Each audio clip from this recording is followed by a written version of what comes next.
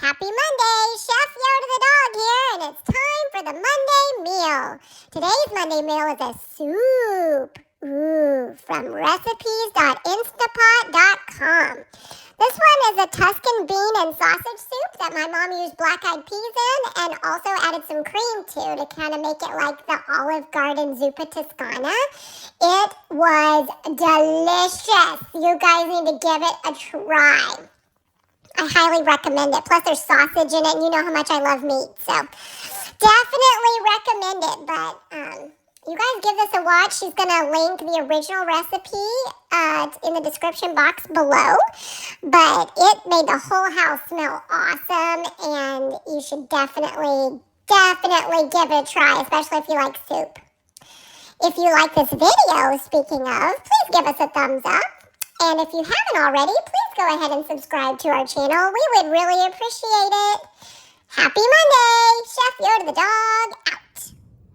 All right, everyone, as Yoda said, we are making a recipes.instapot.com recipe. And this one is a Tuscan Italian soup, but that has sausage and beans. And so instead of cannelloni beans, we're using black-eyed peas because I'm allergic to cannelloni beans.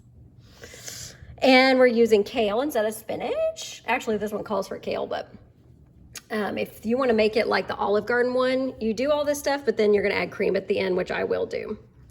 And then a teaspoon of minced garlic, which is 2 cloves. Then 4 cups of broth. A teaspoon of Italian seasoning. And then 1.5 cups chopped onions, so I used frozen. And of course I sprayed and used sausage first and browned it. So it's just a pound of Jimmy Dean sausage that was browned first on the saute function. And you stir all that together. Put the lid on, put it on sealing.